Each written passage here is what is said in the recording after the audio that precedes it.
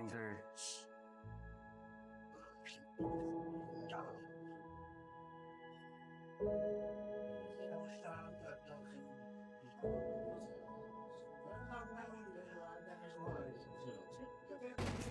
Good morning guys, so welcome back to our YouTube channel.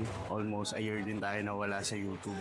So day 1 natin ang balik vlog. Ang first training natin is push. So push day, push A. So ang focus natin is yung lower chest natin guys. Alright, so warm up lang tayo ng pec leg machine para sa chest. So gawa lang tayo dito ng 2 to 3 sets. Slow and control lang. So blood flow movement lang muna tayo.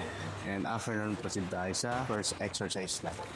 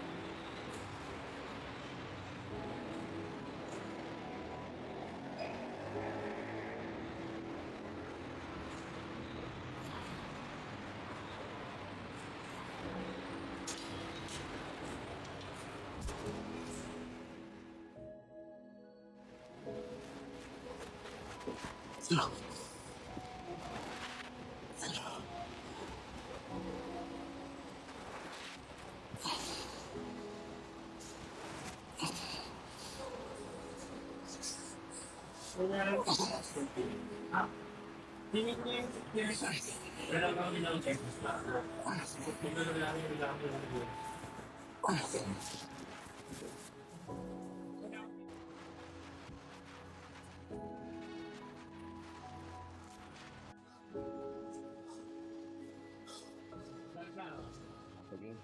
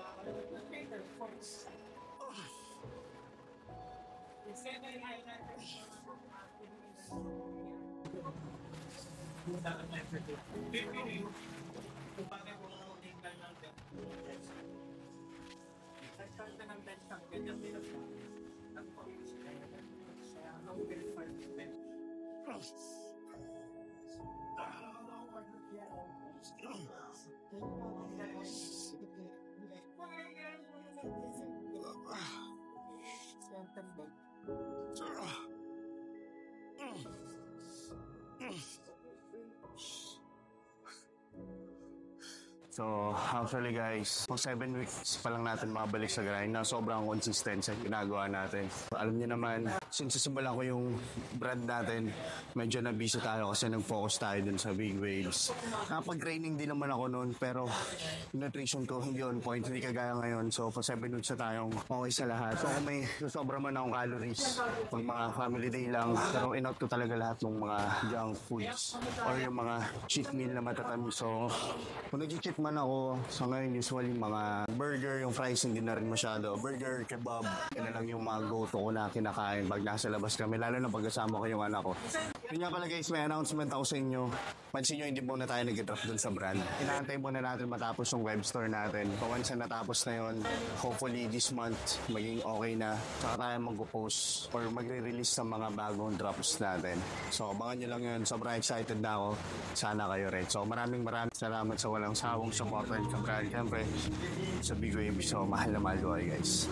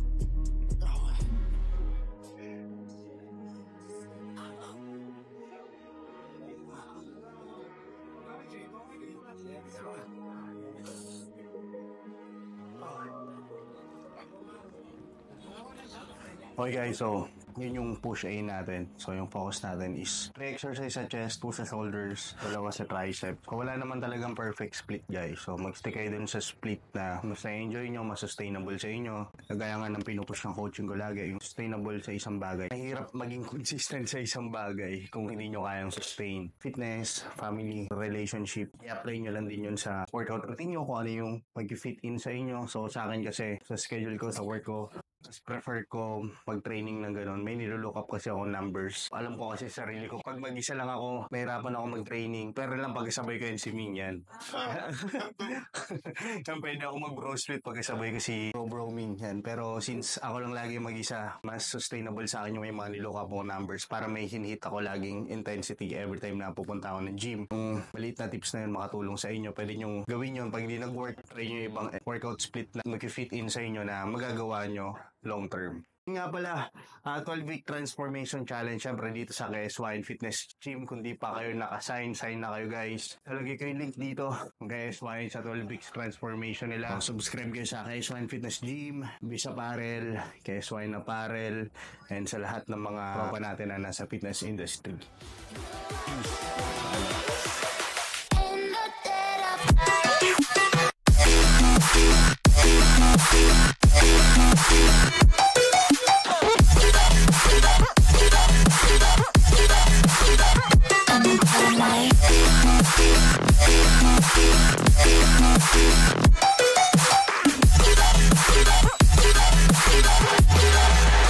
Maybe when it's so dark,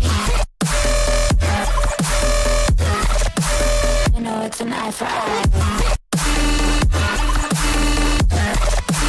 Maybe when it's real